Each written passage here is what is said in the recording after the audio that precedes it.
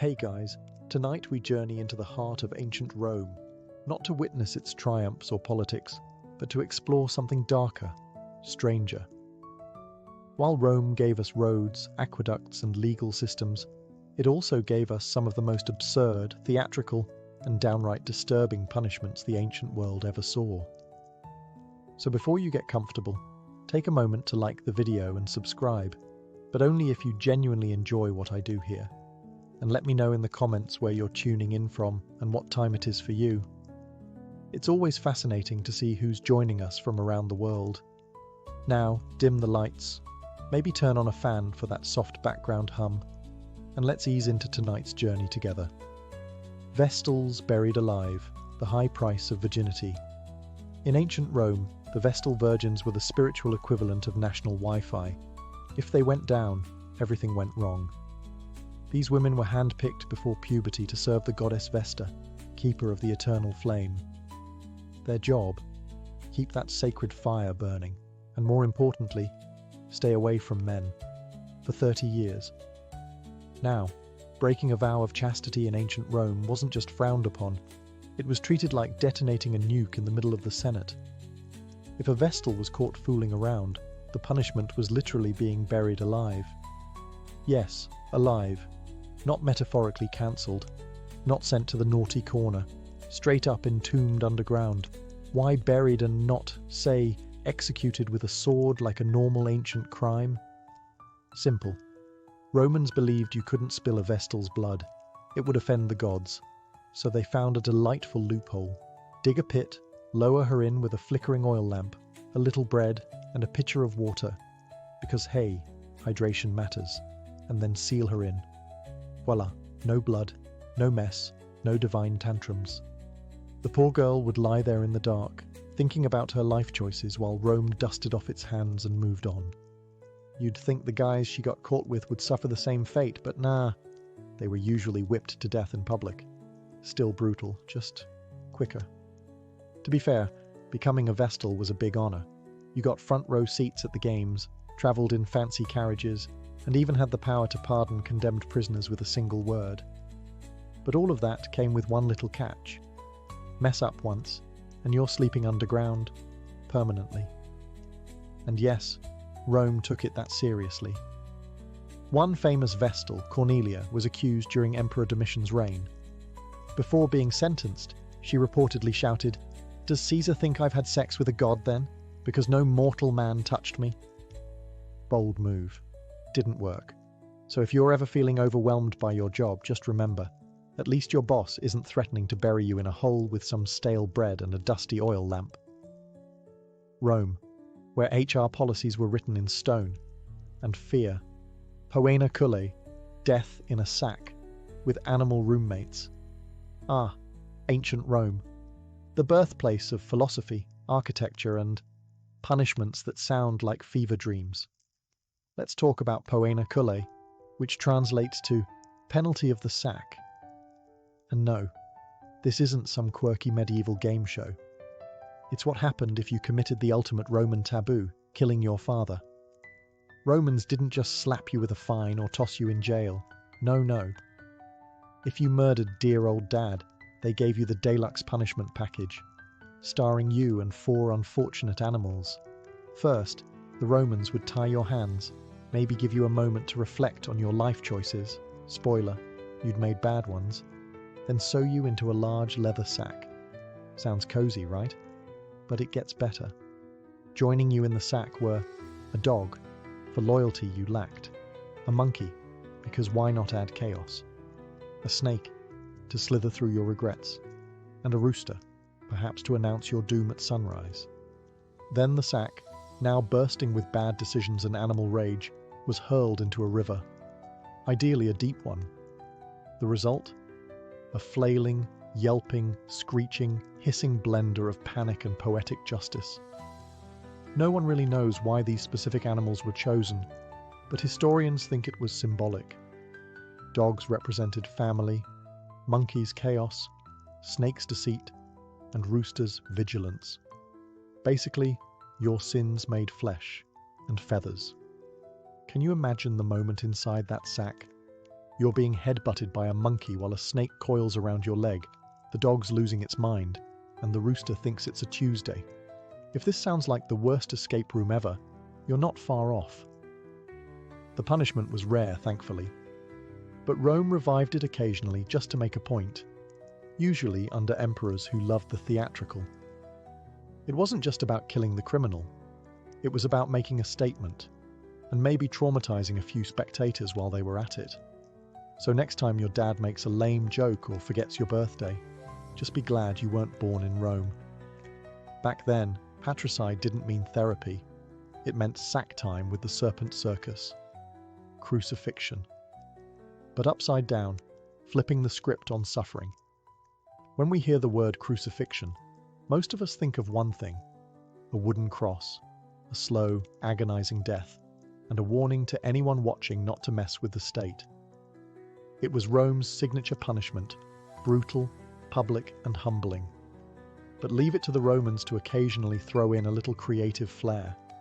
Enter the inverted crucifixion. Yes, upside down. Because apparently, dying upright wasn't humiliating enough. This method was reserved for special cases, usually people the authorities really wanted to make an example of. Criminals, traitors, and occasionally rebels who insisted on being difficult even in death.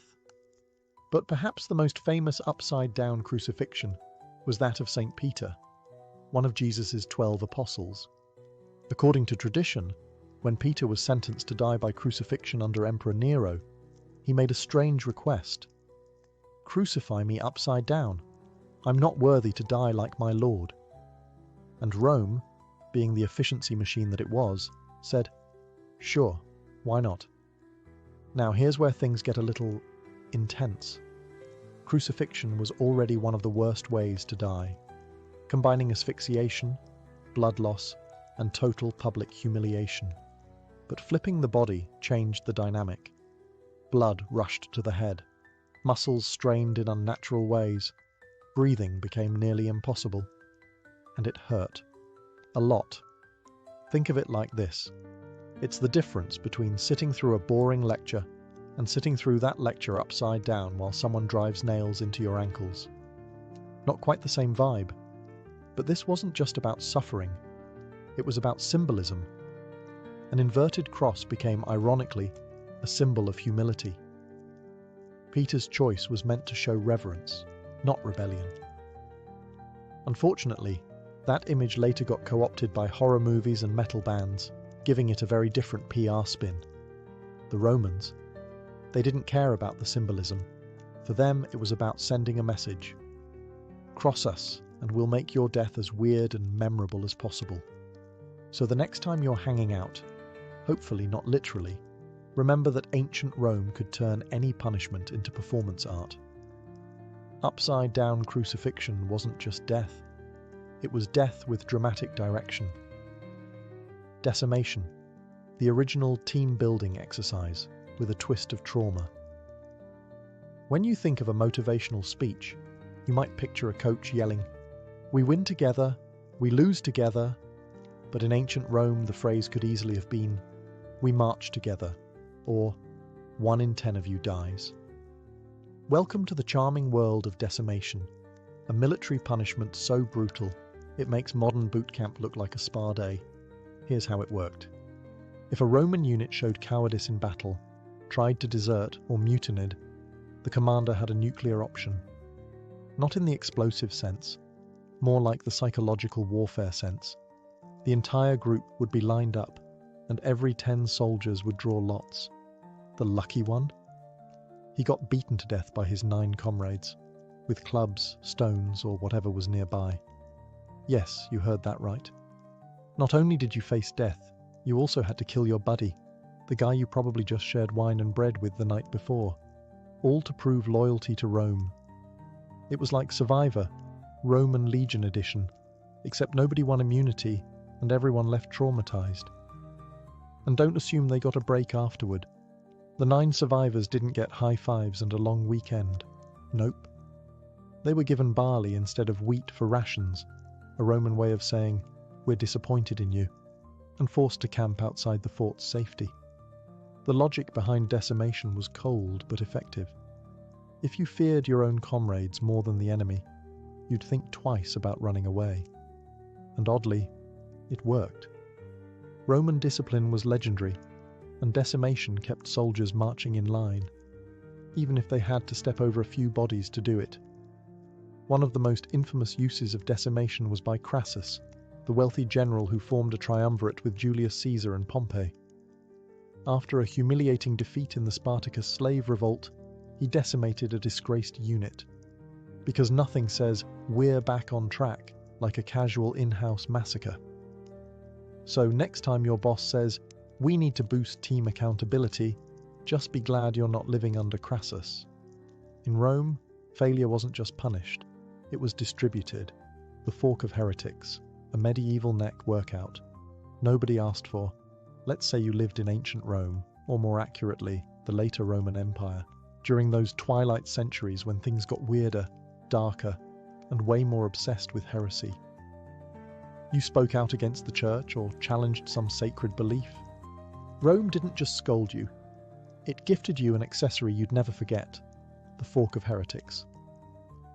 Picture this, a metal rod with two prongs at each end, one end pointed up under your chin, the other jammed right into your upper chest. A miniature trident sandwiching your neck. Sounds uncomfortable? Oh, we're just getting started. Once this lovely device was strapped on, you were forbidden to move your head. At all. Look down. Stabbed. Nod off. Stabbed. Try to whisper a heretical thought to the guy next to you. Stabbed by your own collar. It didn't draw blood, at least not at first. That was the genius. The fork wasn't meant to kill you. It was meant to exhaust you. Mentally, physically, spiritually. You'd be left standing sometimes for days, straining every muscle just to avoid impaling yourself. It was like playing a game of Don't Move, where the prize was not slowly skewering your own throat. And while we call it the fork of heretics, it was also used on blasphemers, witches, suspected liars, and anyone who annoyed a bishop before breakfast. It was versatile torture, custom fit for silence, stillness, and soul-shattering discomfort. To make things even more theatrical, the fork sometimes had little Latin inscriptions engraved on it. Things like, "I renounce my sin," or "I am guilty," because nothing boosts your confession like being slowly impaled by typography. What's wild is that this punishment wasn't even one of Rome's most extreme. It was more of a starter pack for sinners. No blood, no public execution, just quiet suffering and internal panic. A sort of intro course in agony, Heresy 101. So if you've ever tried to hold in a sneeze during a serious meeting, imagine doing that for 3 days straight, with iron poking at your throat. In Rome, silence wasn't golden, it was enforced, with 2 rusty prongs and a neck cramp from the gods. Thrown from the Tarpeian rock, Rome's original unfriend button. Forget passive-aggressive texts or dramatic social media unfollows. In ancient Rome, if you betrayed the state, they didn't just cut you off, they threw you off a cliff. Welcome to the Tarpeian Rock. A jagged 80-foot drop on the southern face of the Capitoline Hill, just a short stroll from the Roman Forum. It wasn't just a scenic viewpoint, it was where the Republic took out the trash, by launching traitors straight off it. And yes, it was just as theatrical as it sounds. Now, the rock got its name from Tarpeia, a Roman girl who betrayed the city to enemy Sabines in exchange for what she thought would be shiny gold bracelets. The Sabines, ever the literal thinkers, crushed her with their shields instead, technically fulfilling the deal. Her body was tossed from the cliff, and the rock was named in her honor. Moral of the story? Don't trust invaders or vague payment plans. But after that, the Tarpeian Rock became Rome's favorite tool for dealing with traitors, corrupt officials, false witnesses, and anyone who made the state go, "Yeah, this one needs dramatic punishment." No hanging, no sword, just a short flight and a sudden stop. The condemned were often stripped, paraded, and then marched to the edge, where gravity handled the sentencing. And yes, there was usually a crowd. Nothing like a good old-fashioned execution to spice up market day. It was public, it was final, and it was symbolic. You weren't just dying, you were being removed from the city, physically and spiritually. The ultimate cancel culture, Rome edition. Interestingly, the rock sat just a stone's throw away from the temple of Jupiter, which meant that if you lied to the gods or the state, your final moments included a front-row view of heaven. Briefly. Over time, more elaborate punishments came along. Lions, crucifixions, burning tunics. But the Tarpeian rock remained a classic, elegant in its simplicity, brutal in its message. So next time someone says they really threw him under the bus, remind them, the Romans did it first. No wheels, just stone, and betrayal echoing through the hills. Damnatio ad bestias, death by lion, applause, optional. Welcome to the Colosseum. Stone, sweat, and 50,000 roaring fans. Ancient Rome's version of cable TV. Today's main event? Damnatio ad bestias, or as we'd call it, being fed to wild animals while everyone eats snacks. This punishment, meaning condemnation to the beasts, was Rome's go-to for criminals, traitors, prisoners of war, and, most tragically, Christians who wouldn't bow to imperial gods. And make no mistake, this wasn't just about death, it was about spectacle. Rome didn't believe in boring executions, they believed in theatre. The condemned were tossed into an arena where hungry lions, leopards, bears, or sometimes even elephants were waiting. But here's the twist. Rome being Rome, they often dressed the victims up first. That's right, they turned their deaths into morality plays. One unlucky soul might be dressed as Orpheus, only to be mauled mid-lyre solo. Another might play a mythological villain like Prometheus, only for birds to peck at him in accurate reenactment. It was entertainment, justice, and religious propaganda, all rolled into one fur-covered disaster. You might ask, did they even have a chance to defend themselves? Absolutely not. This wasn't a trial. This was a death sentence wrapped in applause. The crowd came to see blood.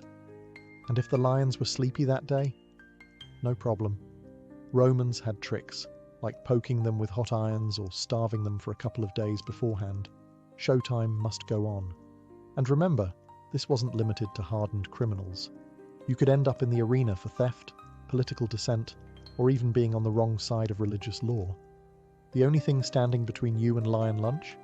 Favour from a very generous emperor. But don't get the wrong idea. This wasn't just sadism, it was calculated. A warning to anyone watching. Step out of line, and this could be you. Rome ruled by fear and felines. In time, the Christian martyrs flipped the script, turning beastly death into a badge of honour. But for most, damnatio ad bestias was less about glory and more about gore.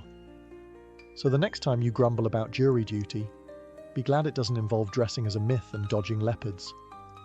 Forced suicide with honour, when Rome let you die with dignity. Kinda in ancient Rome, getting a death sentence didn't always mean you were dragged to the arena or tossed off a cliff.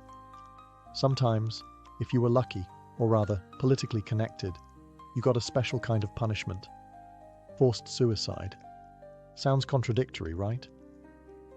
We're not going to kill you, but we strongly suggest you do it yourself. Here's how it worked. If you were a senator, a noble, or just someone high enough in Roman society to own more than one tunic, and you managed to offend the emperor, maybe by plotting a coup, maybe just by existing too confidently, you'd receive a quiet visit. A scroll would be delivered, a polite message from the emperor, and it would go something like this. You have dishonored the state.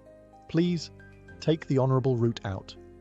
Translation: kill yourself by sunset, or we'll do it for you, and make it nasty. The upside? If you complied, your family got to keep your property. Your name might even be left unblemished in the records. Maybe. It was the Roman version of a severance package, with blood instead of paperwork. This wasn't considered a humiliation. It was viewed as noble. In fact, many elites saw it as a final act of control, a chance to write their own ending, sometimes literally. Think warm bath, a blade to the wrist, and a final monologue, very on-brand for Rome's love of drama. The philosopher Seneca the Younger famously faced this fate. Accused of being part of a conspiracy against Nero, possibly falsely, he was told to end things himself.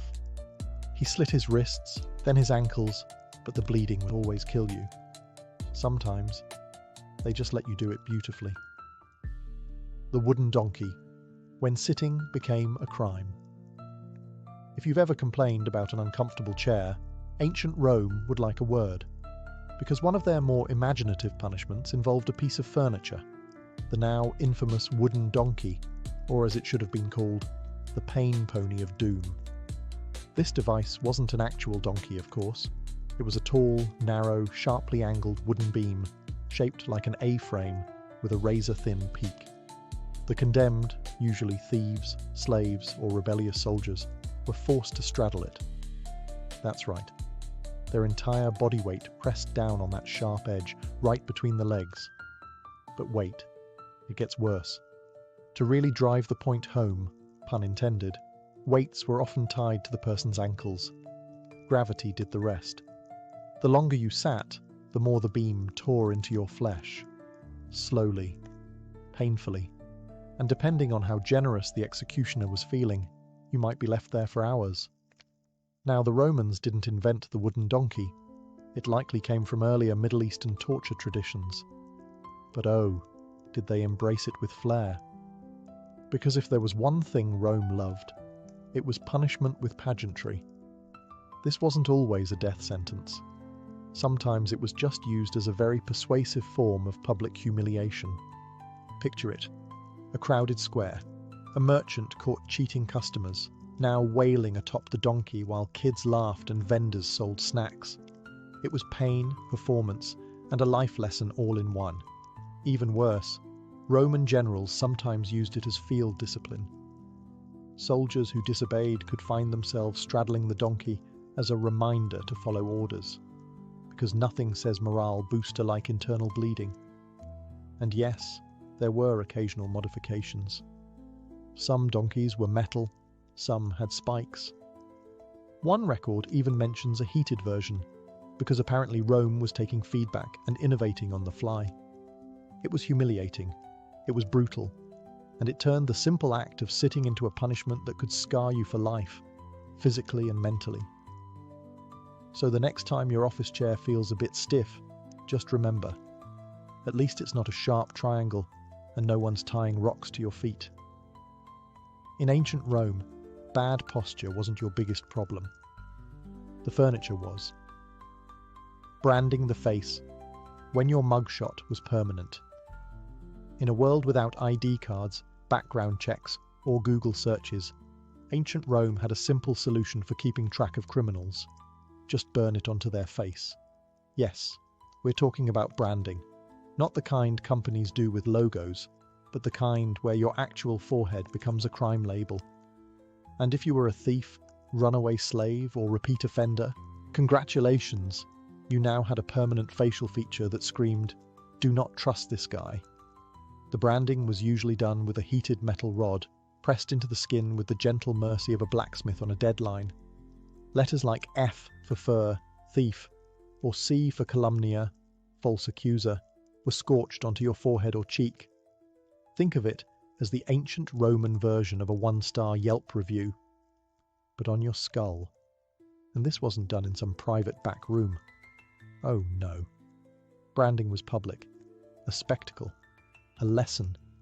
The idea was humiliate the criminal and others will think twice. It wasn't just punishment, it was propaganda, sizzling straight into flesh. Now imagine living with that mark. Walking through the market, everyone knows. Trying to get a job? Good luck. Flirting with someone? Forget it. You weren't a person anymore. You were a walking crime scene. Runaway slaves were especially targeted. Many were branded with the letters FUG, short for fugitivus, meaning escapee. And if they ran again after that, harsher branding, or worse. Slaves weren't just property. They were expected to wear their disobedience like a badge. Some clever folks tried to remove or disguise the marks through cuts, tattoos, or even makeup. But Rome, ever prepared, made those acts punishable too. Tampering with your brand was like trying to Photoshop your criminal record. Didn't fly. Later, emperors like Constantine tried to tone it down, suggesting brands be placed on the hands or legs instead of the face. But even then, the point was the same: permanent shame. So the next time someone says, "Face your consequences," just be glad they don't mean that literally. Because in ancient Rome, they didn't just remember your crime. They made sure your face did too. Tongue removal for blasphemy. Say goodbye to small talk. In ancient Rome, freedom of speech was conditional. You could praise the emperor, debate philosophy, and recite poetry. Just don't blaspheme. Because if you badmouthed the gods, insulted the emperor, or whispered the wrong words in the wrong ears, you might find yourself on the receiving end of a punishment that's both literal and horrifying: tongue removal. Yes, they really did it. The logic was simple. If your words were dangerous, Rome would silence you permanently. The process wasn't exactly subtle. There was no anesthesia, no sterile tools, just forceps, iron, and pain. A soldier or executioner would clamp your tongue, slice it off, or in some cases, rip it out entirely. It wasn't surgery, it was state-approved censorship, and it wasn't always about religion. Sure, blaspheming against the gods was a fast track to punishment, especially if you mocked Jupiter in public or questioned the sacred fires. But often, blasphemy meant speaking out against the emperor or the empire's moral order. Basically, if your mouth made powerful people uncomfortable, you were suddenly a medical emergency. One wrong joke, one heretical whisper, one rebellious chant, snip. This punishment wasn't just brutal, it was theatrical. Public tongue removals sent a clear message. Words have power, but ours has more. And even if you survived the ordeal, life afterward wasn't exactly a picnic. You couldn't speak clearly. You couldn't argue your innocence. You couldn't even scream properly. It was isolation through mutilation. A scarlet letter carved not into your skin, but into your silence. Ironically, some of the earliest Christian martyrs suffered this fate. They refused to renounce their faith and kept preaching. Rome couldn't silence their ideas, so it went for the messenger, literally. Of course, the Christians then turned these stories into tales of divine courage, which only made the Romans more furious. If you're thinking this sounds extreme, remember, Rome was obsessed with control, and there's no better way to control a person than by cutting out their voice. So next time someone tells you to hold your tongue, be thankful it's just a figure of speech, because in ancient Rome, they meant it. Breaking on the wheel, when your bones became art. If you thought the Romans were running out of creative ways to destroy a person, allow us to introduce the wheel, also known as the breaking wheel, or for those with a dramatic flair, the Catherine wheel, named later in medieval times. It was less an execution and more a macabre sculpture session using the human body as raw material. Here's how it worked. First, the condemned was tied to a large wooden wheel, arms and legs spread, like a grisly human starfish. Then, an executioner armed with a heavy iron bar would begin the real work, smashing the limbs, one by one, slowly, deliberately. The goal wasn't to kill right away. Oh no. The goal was to shatter the bones while keeping the victim alive, snap the arms, crush the thighs, twist the ankles so they no longer looked like ankles. The body would fold unnaturally, becoming a grotesque display of pain and precision.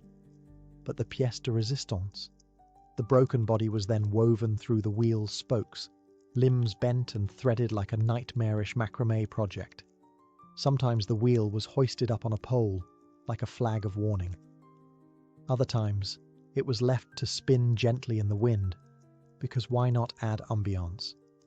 This wasn't just about punishment, it was public messaging. breaking on the wheel was used for crimes considered especially vile, like murder, treason, or highway robbery. It said to the crowd, "This is what happens when you step too far out of line. And you didn't just die. You decayed in full view." Survivors? Rare. But here's the twisted twist. If someone did survive the ordeal, say they were still breathing after a day or two, they were sometimes shown mercy with a final blow to the chest or neck. Sometimes. As horrifying as this sounds, the punishment outlived Rome. Medieval Europe loved it so much they turned it into an art form, adding spikes, fires, and dramatic scripts.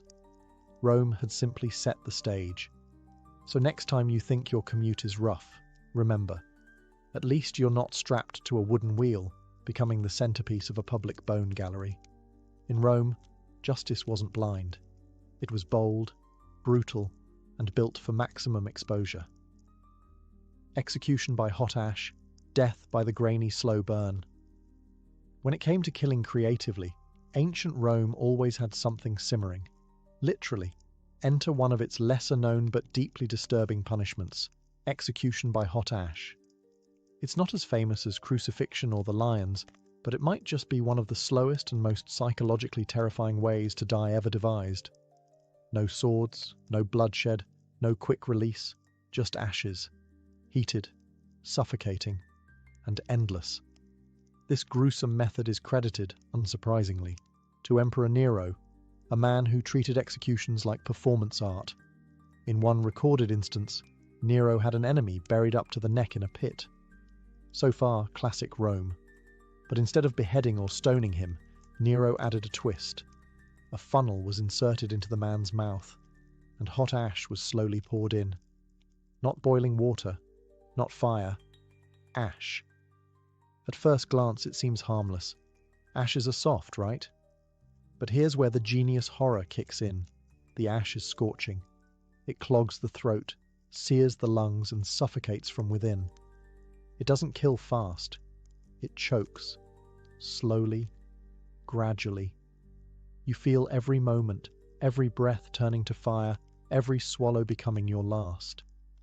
And as the ash settles, you're not bleeding. You're not burned on the outside. But inside, everything is failing. It's death by dust. Death by suffocation dressed as silence. Why ash, though? Because it was humiliating, undignified. Ashes were the remnants of destruction, used to clean filth, wipe away traces of things burned. To die in ash was symbolic. It meant you were beneath notice, unworthy of steel or flame. You weren't even worth a dramatic death, just the slow grind of what was left over. It's worth noting this punishment wasn't common. It was reserved for those Nero really didn't like. People whose very existence he wanted erased quietly, yet with maximum psychological torment. And to the crowd, it didn't look like much. No blood, no screams. Just a man in a hole, and a trickle of grey dust.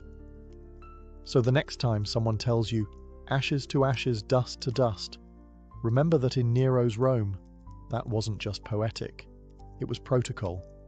The tunica molesta, Rome's deadliest wardrobe malfunction. In ancient Rome, fashion didn't kill, unless you were wearing the tunica molesta, or as we might call it, the flammable death robe. Picture this. You're led into an arena or strapped to a stake, and instead of chains or ropes, the executioner approaches you with a tunic. Oh good, you think. At least they're giving me something to wear. Then you notice it's dripping, not with water, but with pitch, tar, and oil. This is the tunica molesta, literally annoying tunic, but more accurately, highly flammable nightmare onesie. It was a garment soaked in combustible material, fitted snugly, and then set on fire while you were still very much alive and inside it. This wasn't just a method of execution, it was a public performance, most famously used under emperors like Nero, who turned executions into after-dinner entertainment. During his infamous garden parties, Nero would use the tunica molesta to light the grounds, human torches illuminating his twisted vision of Roman leisure. Who wore it?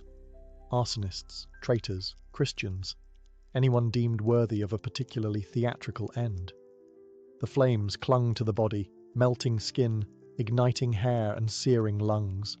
And there was no escape, no rolling to put it out. The tunic stuck to you.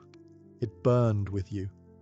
And because Rome loved a good mythological reference, they sometimes modelled it after Hercules' poison shirt, a garment that caused the hero unbearable agony before his death. Rome didn't just kill you, they made it poetic. The real genius, if we can call it that, was in the psychology. You weren't just dying. You were displayed, shrieking, flailing, engulfed in fire while crowds watched. It sent a message clearer than any stone inscription. This is what happens when you cross the empire. Some records even suggest music was played during the burning. Nero reportedly plucked his lyre as the flames rose. Talk about a hot performance. So if you ever complain that your clothes are uncomfortable or too tight, be glad they're not soaked in oil and part of a public execution ceremony. Because in Rome, fashion didn't just make a statement, it screamed, damnatio memoriae. When Rome deleted you from history, most Roman punishments ended with the body, but some, they reached further. Into memory, into legacy, into obliteration. This is damnatio memoriae, the condemnation of memory, Rome's most haunting punishment of all. Because what's worse than death? Being forgotten on purpose.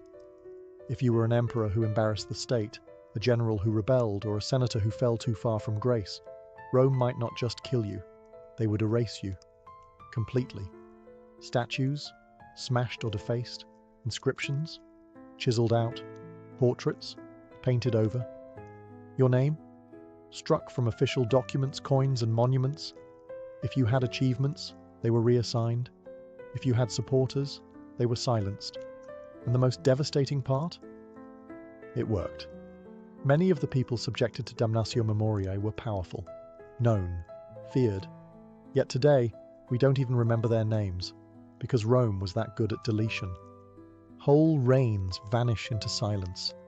It's historical vaporization.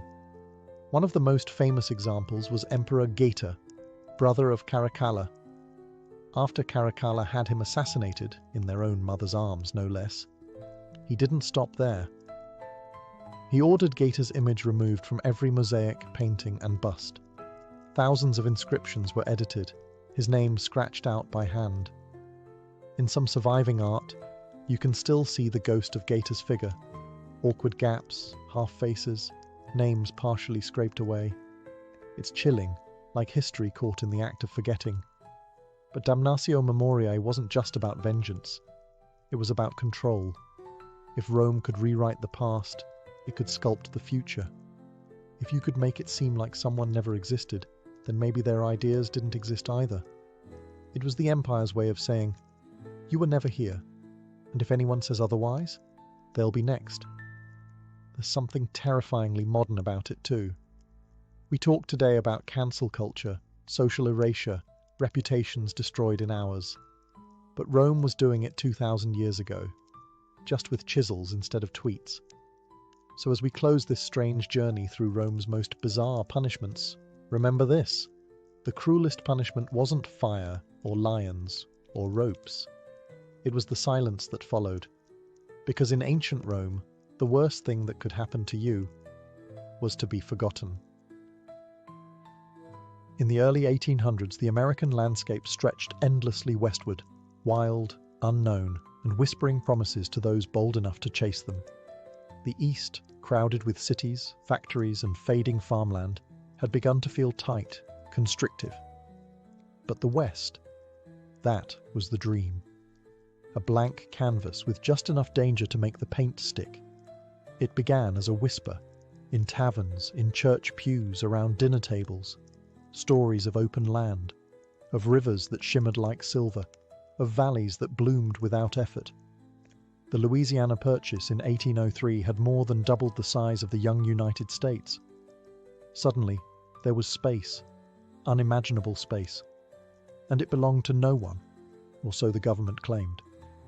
For many, The West was more than a direction on a compass.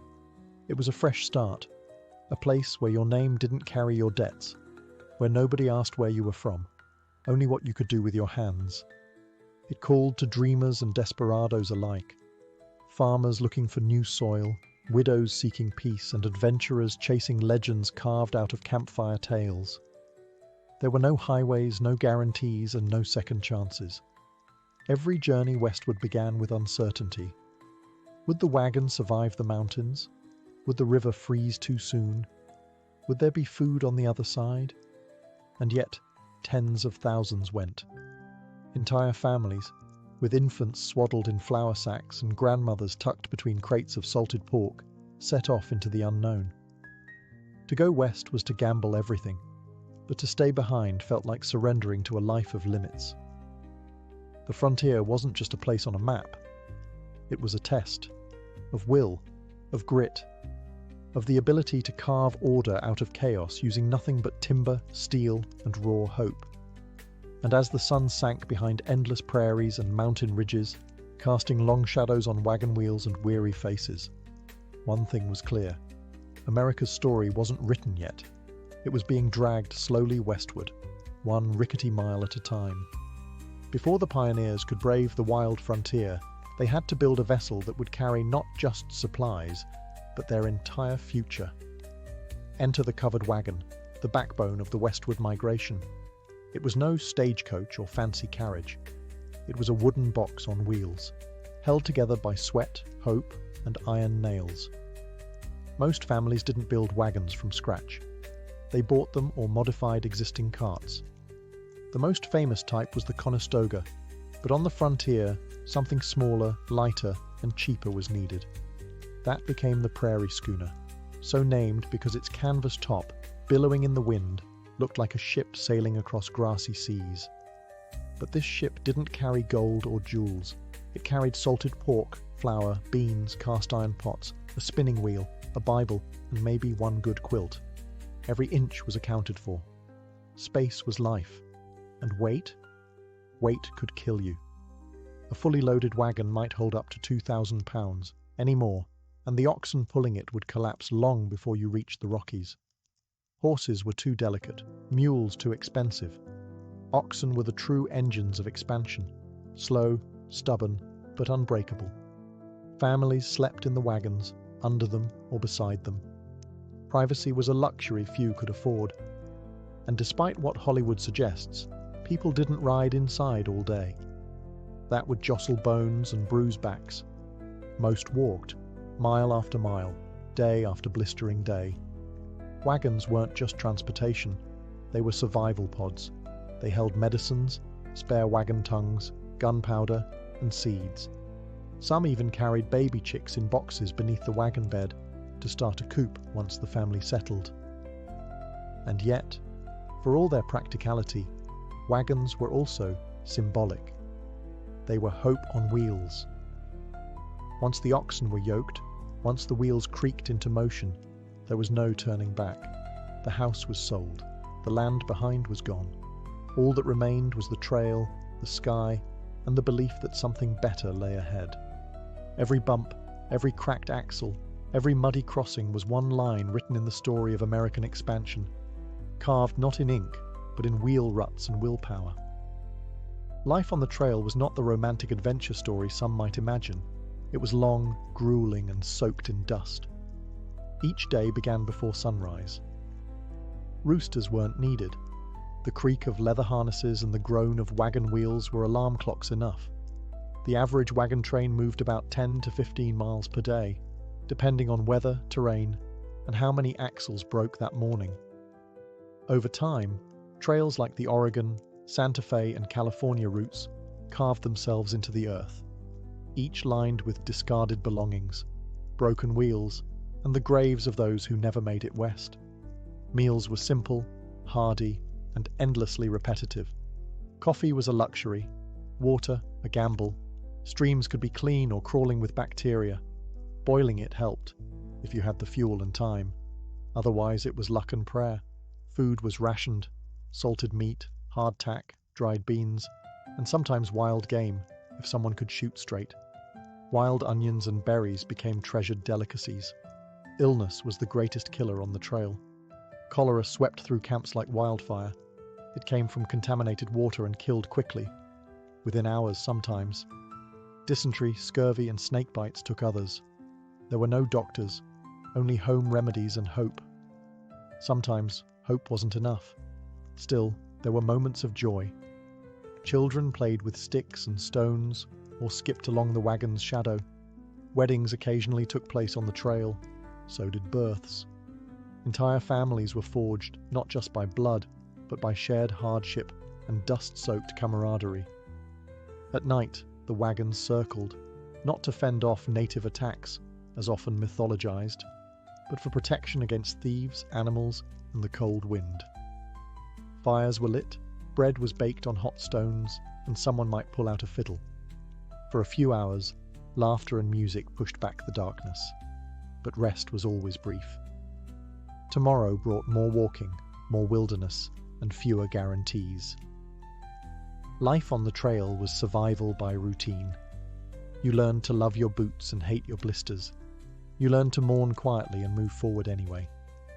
Because the land didn't wait for grief, it only moved west. After weeks or even months on the trail, the sight of trees, water, and flat land was enough to make a pioneer fall to their knees in gratitude. But celebration was short-lived, because once a family found their spot, the real work began. Homesteading wasn't glamorous. There were no pre-built homes waiting, no fences, no roads, just open land and the ticking clock of the seasons. The first priority? Shelter. Usually a one-room log cabin, barely large enough to hold the family that built it. Tools were limited, and every log had to be felled, trimmed, and hauled by hand or oxen. No chainsaws, no blueprints, just axes, grit, and guesswork. Most cabins had dirt floors, which turned to mud in the rain and froze solid in winter. Windows were often just holes covered with animal hide or greased paper to let in light while keeping out the worst of the cold. A chimney was luxury. Many cabins started with simple holes in the roof to vent smoke. You coughed a lot. Inside, the family slept on piles of straw, furs, or corn husks. Beds were made from rope strung across wooden frames. If you were lucky, the gaps between logs were sealed with mud and moss to keep out the wind.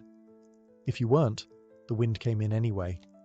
And then came the first winter, the season that tested every soul.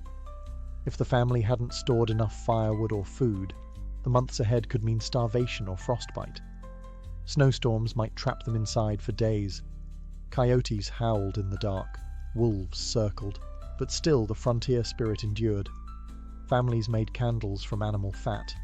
Children learned to patch clothes and cook over open fires. They read from the Bible by firelight. They wrote letters home, if there was a place to send them.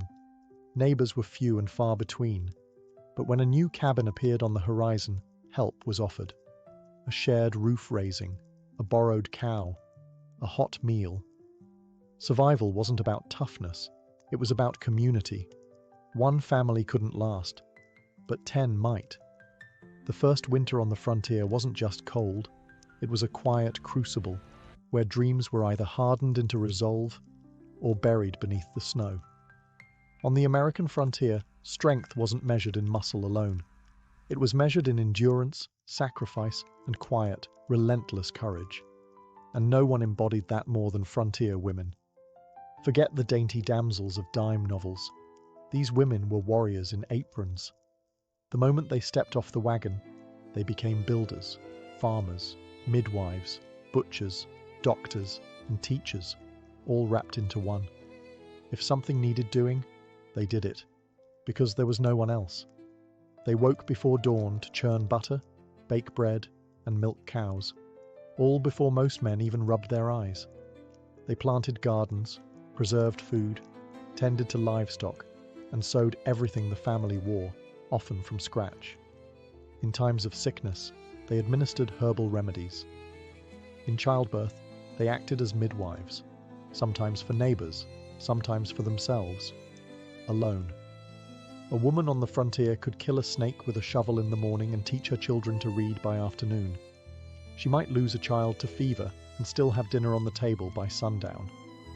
Guns were no stranger to their hands. If their husbands were away, or gone for good, women defended the homestead with whatever was available: rifles, axes, frying pans. There are stories of women fending off wolves, outlaws, and even raiders, all while holding a baby on one hip. Loneliness was the enemy too. For some, the nearest neighbour might be miles away. Letters took weeks, even months, to arrive. The silence could be deafening. And yet, these women endured, knitting civilization from wilderness, one stitch, one lesson, one loaf at a time. Frontier women also formed the heart of community. They organized barn raisings, cared for sick neighbors, and hosted Sunday gatherings when churches were still only blueprints. When towns finally sprang up, it was often the women who insisted on schools, libraries, and law. They weren't background characters in the story of the frontier. They were the backbone. Uncelebrated, overworked, and often overlooked, yet impossible to forget once you knew their strength. So, the next time you picture the Wild West, don't just think of cowboys on horses. Think of a woman, hair pinned back, sleeves rolled up, shotgun by the door, and cornbread in the oven. For every wagon that rolled westward, for every cabin raised and field ploughed, there was already someone there. The American frontier wasn't empty. It was occupied by hundreds of indigenous nations who had called the land home for centuries, even millennia.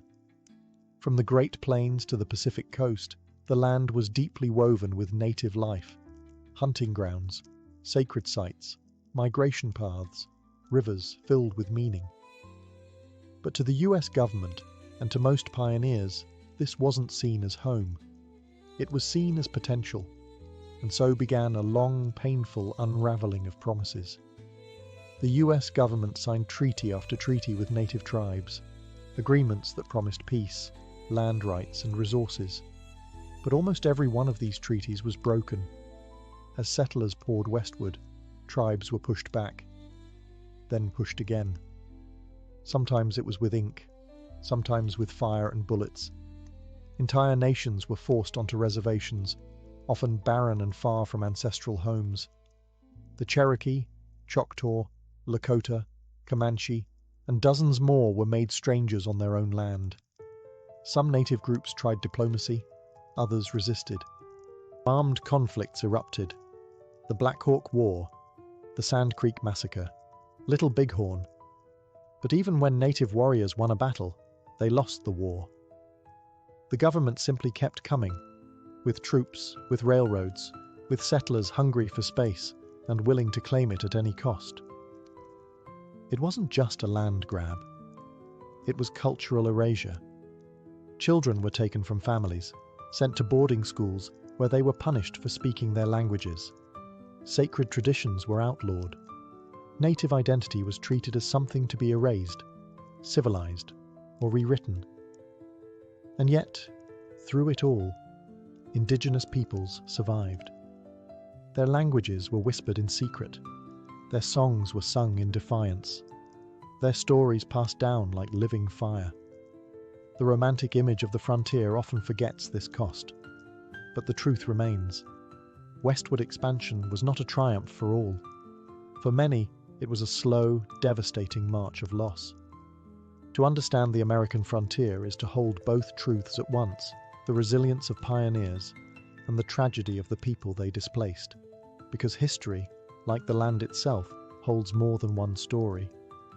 On the American frontier, law and order arrived late, and sometimes not at all.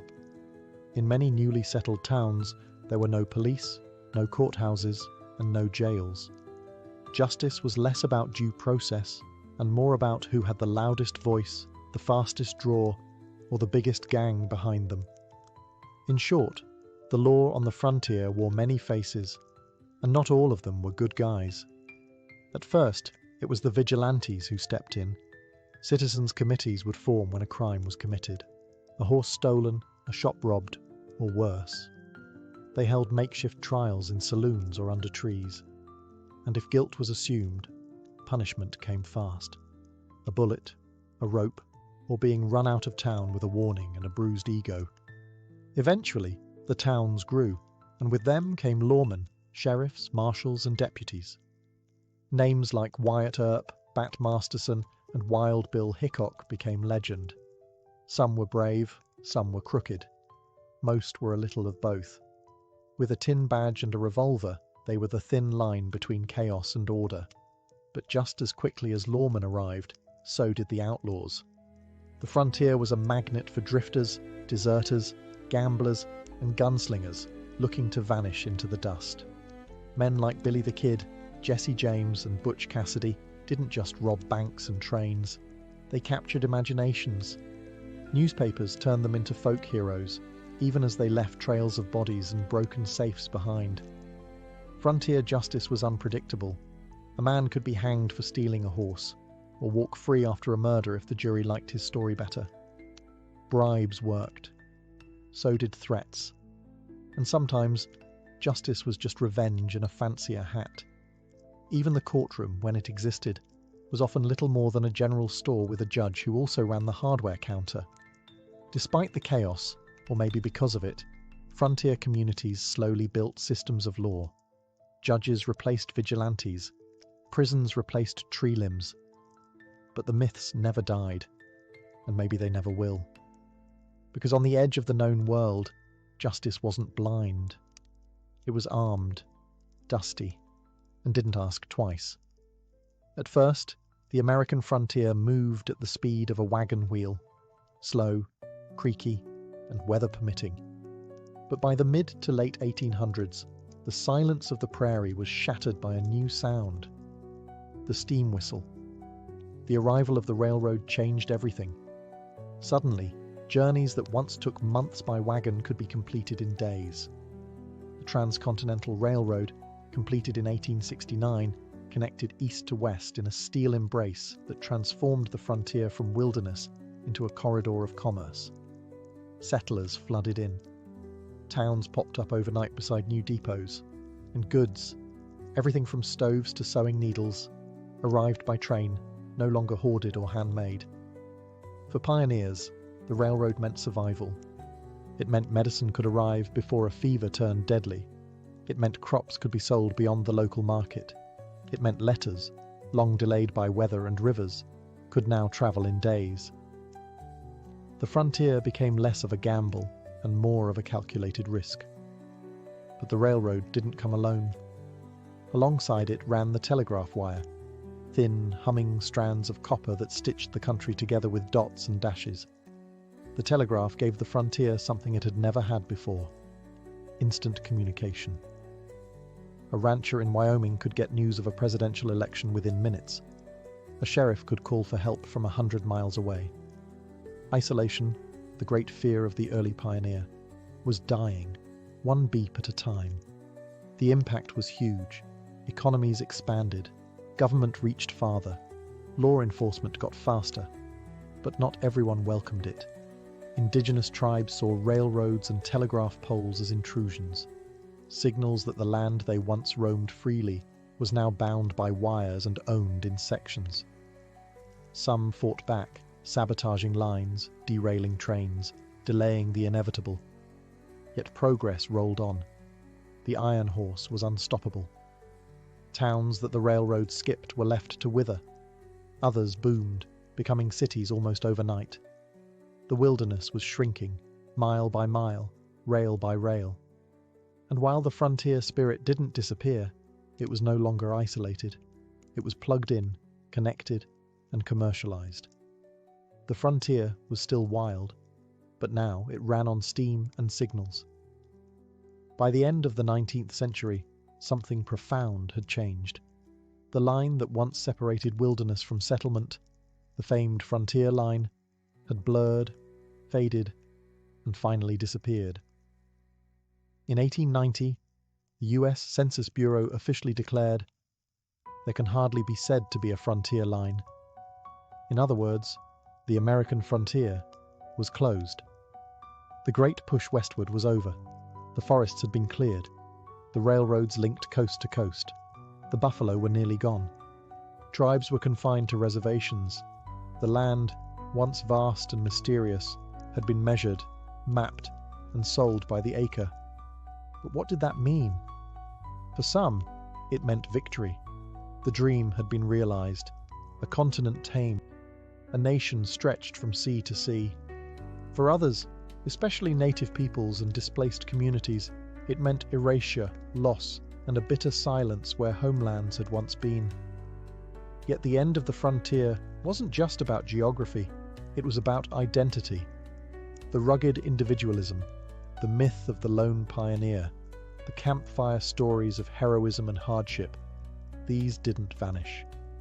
They became legend. Writers like Frederick Jackson Turner argued that the frontier had shaped the very soul of America, its democracy, its grit, its restlessness.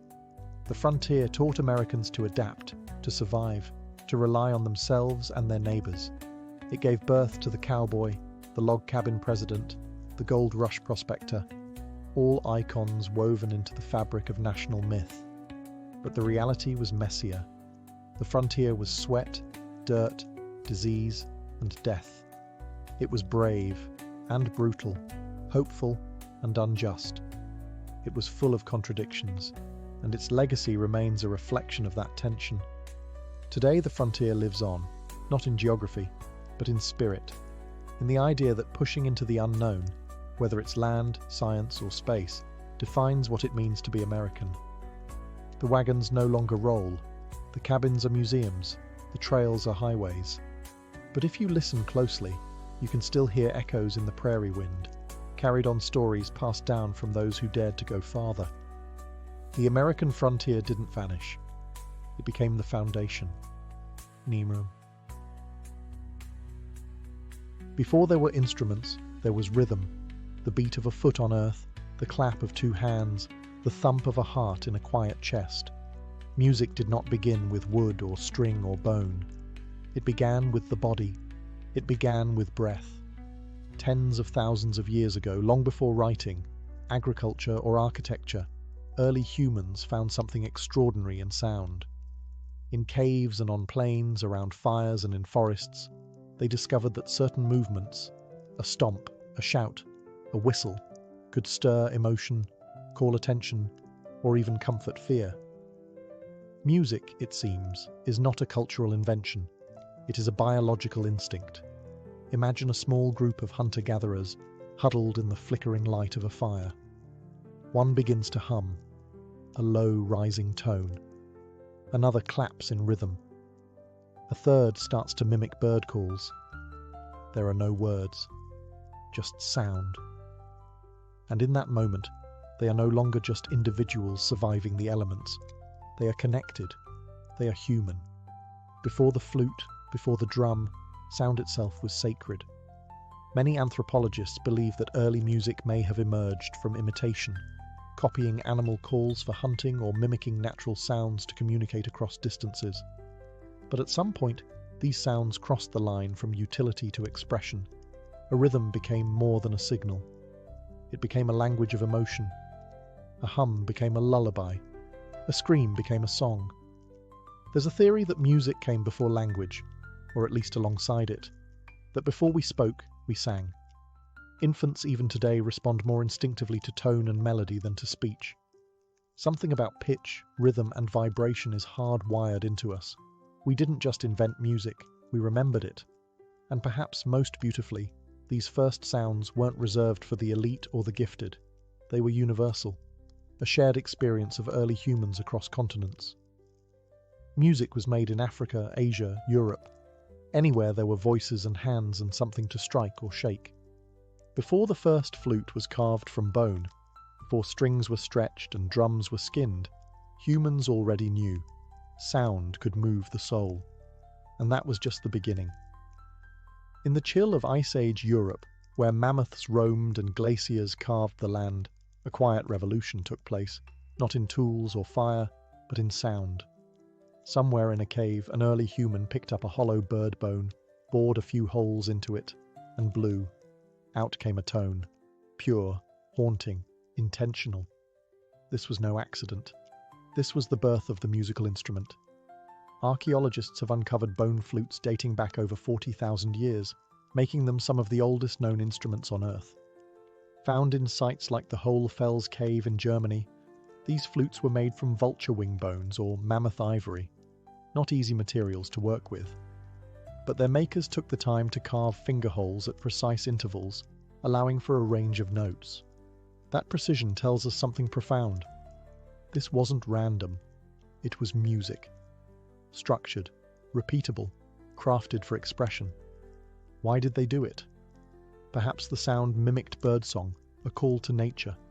Perhaps it accompanied rituals, marking the transition from life to death or the passage of seasons.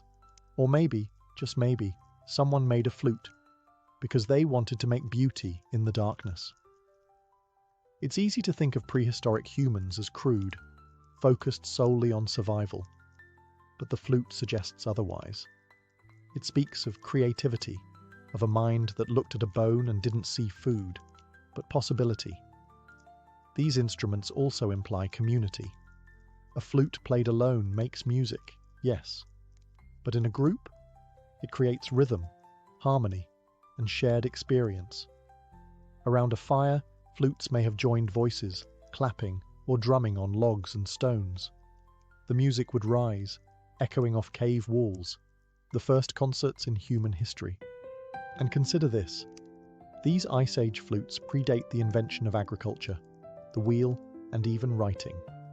In the hierarchy of innovation, music came early, not as a luxury, but as a need. The flutes of the Ice Age weren't just tools. They were expressions of joy, sorrow, mystery, and ritual. Fragile whispers from the deep past, still capable of moving us today. From bone and breath, humanity made melody. If the flute was our first voice, then the drum was our heartbeat. Long before cities, long before kings, there were circles of people gathered under stars, clapping, stomping, and pounding rhythm into the ground. The drum wasn't invented in one place. It emerged everywhere, across continents and cultures, as if the human body and Earth itself were asking to be synchronized. The earliest drums were likely simple, stretched animal skin over a hollow log or clay pot. They were tools of rhythm, yes, but also of ritual, communication, and power. A drum beat could summon a god, lead an army, or call a village together. It wasn't just noise, it was a signal. In Africa, some of the oldest known drum traditions trace back tens of thousands of years. There, drums became voices, instruments that could speak tonal languages, mimicking human phrases. In Siberia, shamans used drums to enter trances, their rhythms unlocking gateways to the spirit world. In the Amazon, the sound of a water drum echoed through the jungle like thunder made by human hands. What made the drums so essential wasn't just its sound, but its universality. You didn't need melody. You didn't need formal training. You just needed to feel the beat. And feel it we did. Drums were used in birth ceremonies, funerals, weddings, harvests, and wars. Their pulse gave structure to chaos. A rhythm could bind a tribe together, unify a ritual, or prepare warriors for battle. The beat said, "We are one." Even in early agriculture, drumming had a place.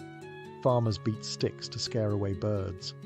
Harvest festivals featured dances led by drum beats.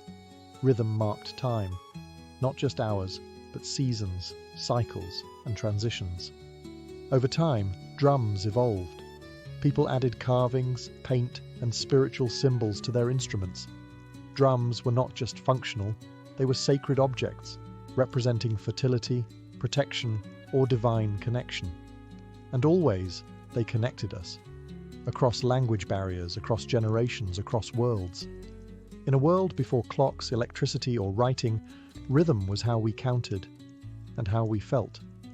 Drums brought sound to life. They made time tangible. And in their pounding, we found not just music, we found meaning. As humanity moved from caves to cities, music evolved from survival ritual into sophisticated art. Nowhere was this more evident than in ancient Mesopotamia, the cradle of civilization. where rivers carved kingdoms and writing was born. Here, music began to look elegant. Among the temples and ziggurats, we find some of the earliest depictions of stringed instruments, harps and lyres, drawn on tablets, carved into walls, and even buried with kings. These weren't bone flutes made in secret. They were crafted with care, adorned with gold, silver, and lapis lazuli, their curves as graceful as their sound. The harp, in particular, became a symbol of refinement, religion, and royalty. Just an instrument, but a myth in wood and string. These early harps didn't have frets or fingerboards. Strings were plucked by hand, and each tone was fixed. But what they lacked in flexibility, they made up for in atmosphere. A Mesopotamian harp didn't shout like a drum, it whispered. Its notes hung in the air like incense, sacred, dreamlike. In these cities, music became organized. Musicians were trained. Scales and intervals were recorded in cuneiform. The harp was used in ceremonies, storytelling, and even astronomy, as scholars mapped the stars and matched them to harmonies, believing the heavens themselves sang in celestial intervals. The presence of harps in Mesopotamian burial sites tells us something profound. Music was believed to follow the soul beyond death. It wasn't just entertainment. It was spiritual architecture, building bridges between worlds. And unlike the thunder of drums or the primal howl of flutes, harps brought a new quality to music: intimacy. Soft, thoughtful, deliberate. For the first time, perhaps, sound was not just for the gods or the tribe. It was for reflection. With a stretched string and a wooden frame, Mesopotamians gave voice to silence. And from that silence, the first melodies of civilization were born. In ancient Egypt, music wasn't just an art, it was a divine language. The Egyptians believed that music was a gift from the gods. According to myth, it was the goddess Bat, later merged with Hathor, the goddess of joy, fertility, and music, who first brought song into the world. And so, music became more than melody. It was ritual, identity, and spiritual architecture, resonating through temples, tombs, and marketplaces alike. Unlike the primal flutes of prehistory or the ceremonial harps of Mesopotamia, Egyptian music blended ritual precision with everyday life. Workers sang to keep rhythm as they built pyramids. Fishermen sang to the Nile. Priests performed hymns during sacred rites. Women played frame drums and rattles during childbirth and funerals, moments of beginning and end. The most iconic Egyptian instruments were harps, lutes, lyres, sistrums, and flutes. Harps evolved from simple angular shapes to large, curved, decorative pieces with long, arched necks, symbols of status as much as sound. Some had up to 22 strings, crafted with such elegance that they appear in tomb paintings, still vivid 3,000 years later. The sistrum, however, held a unique place. A type of rattle with metal rods that jingled when shaken, it was closely associated with goddess worship, especially that of Hathor and Isis. The sound wasn't meant for amusement. It was meant to awaken the divine, to shake off evil, and to protect the soul during ceremonies. Musicians in Egypt weren't always commoners. Some were priests or priestesses, serving in temples through music. Others were court musicians, entertaining pharaohs and foreign dignitaries with songs praising gods, kings, and legacy. Music also bridged worlds. In funerals, songs and chants guided the soul through the underworld. Tombs of the wealthy often included lyrics, and even illustrations, of instruments and musicians, as if to ensure the departed would be accompanied by sound in the afterlife. For ancient Egyptians, music was eternal. It honored the gods, unified the people, and reminded them of cosmic order. Ma'at. Rhythm wasn't chaos, it was the heartbeat of the universe. In Egypt, to make music was to echo the sacred. To the ancient Greeks, music wasn't just an art form, it was a science of the soul and of the universe itself. While other civilizations used music in ritual and celebration, the Greeks asked a deeper question. Why does sound move us? And their answer was found not just in poetry or philosophy, but in mathematics. Enter Pythagoras, the philosopher best known today for his triangle, but who also played a monumental role in the origins of music theory. According to legend, Pythagoras passed a blacksmith's shop and noticed something strange. The sound of hammer strikes changed depending on the size and weight of the hammers. This inspired an experiment with strings. He discovered that when a string was divided in simple ratios, like 1.2 or 2.3, it produced consonant, harmonious tones. This revelation birthed the idea of the harmony of the spheres, the belief that the cosmos itself operated on mathematical ratios, and that music was an echo of universal order. Every plucked string wasn't just a note, it was a mirror of the heavens. Greek instruments reflected this philosophy. The lyre, a small harp-like instrument, became a symbol of civilization and education. Poets like Homer and Sappho were often depicted with one in hand. The aulos, a double-reeded pipe, provided the wild, emotive contrast, played in dramas, rituals, and sometimes in war. Music in Greece was deeply tied to ethics and character.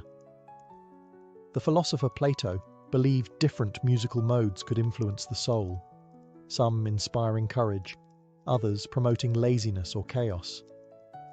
He advocated for strict musical education to shape ideal citizens. In his view, the wrong scale could be as dangerous as poor governance. But for the Greeks, music wasn't about entertainment alone. It was medicine.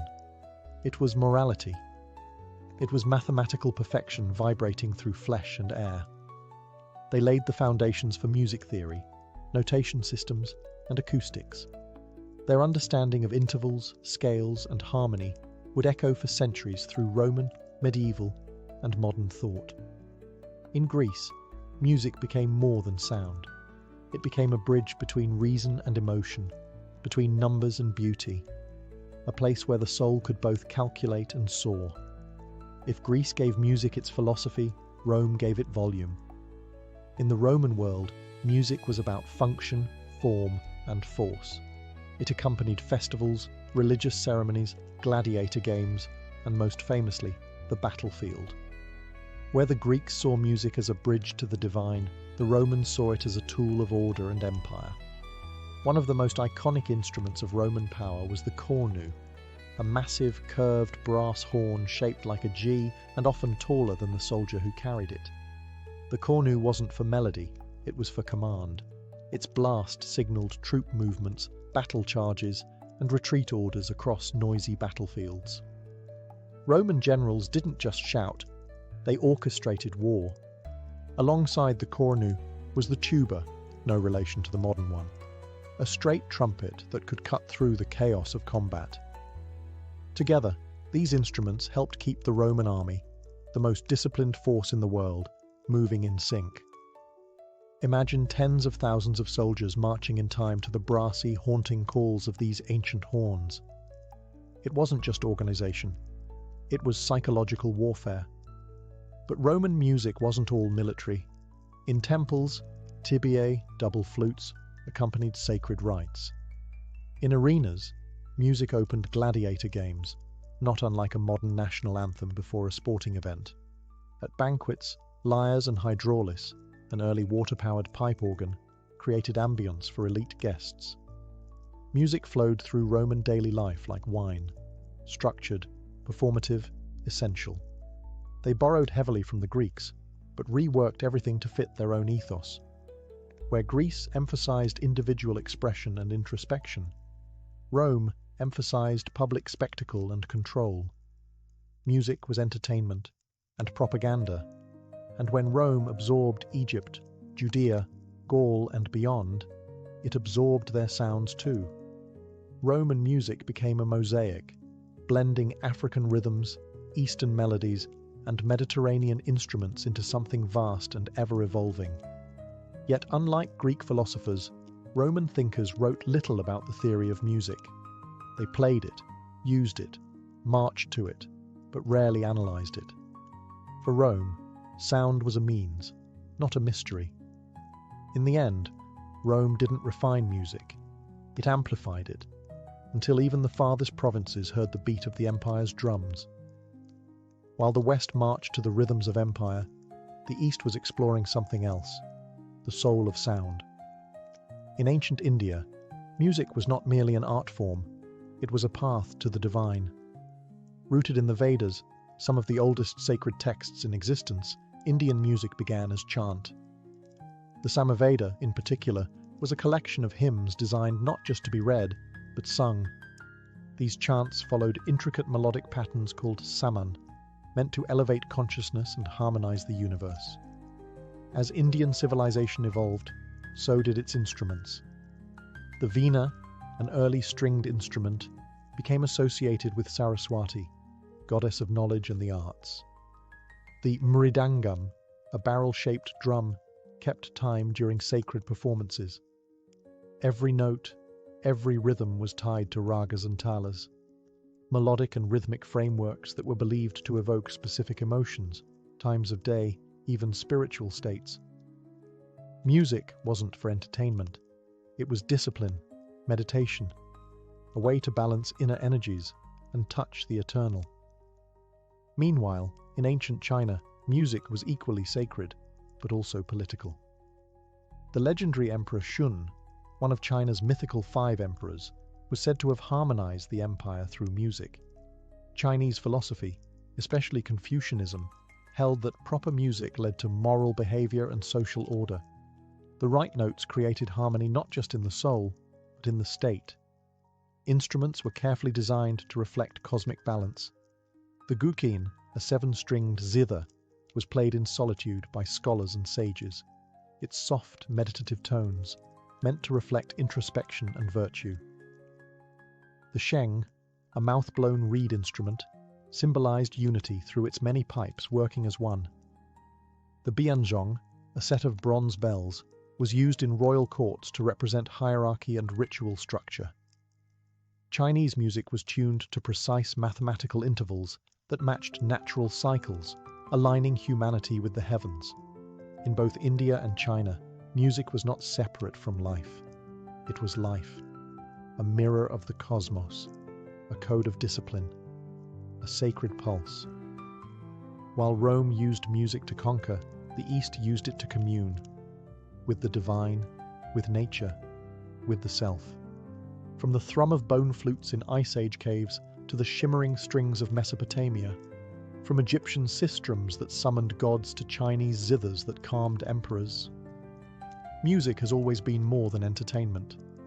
It is a language without borders, a force that predates empires and outlasts them.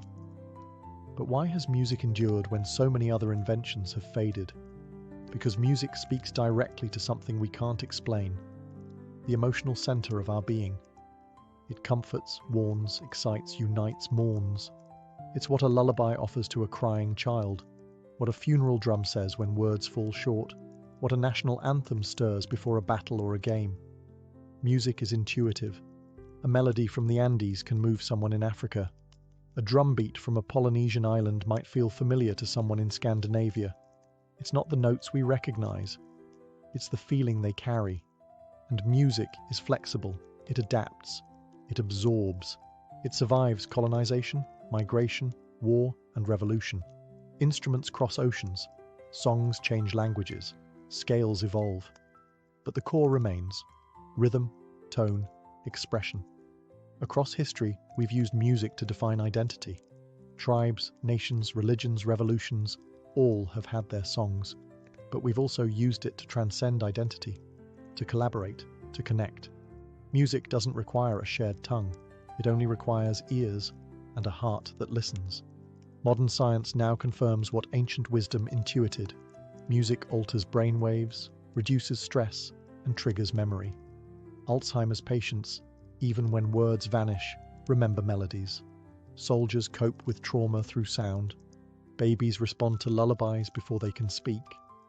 We've turned music into therapy, into protest, into worship, into business, into life. In a world fractured by language, belief, and geography, music remains a rare constant, a human signature that traces back to our earliest ancestors, blowing into bird bones and thumping rhythm into stone. No matter how far we advance, in AI, in space, in technology, music reminds us of our origins. It reminds us that we are not machines. We are feeling, thinking, dreaming beings. And as long as we live, we will keep making music. Because long before we had stories to tell, we had sound.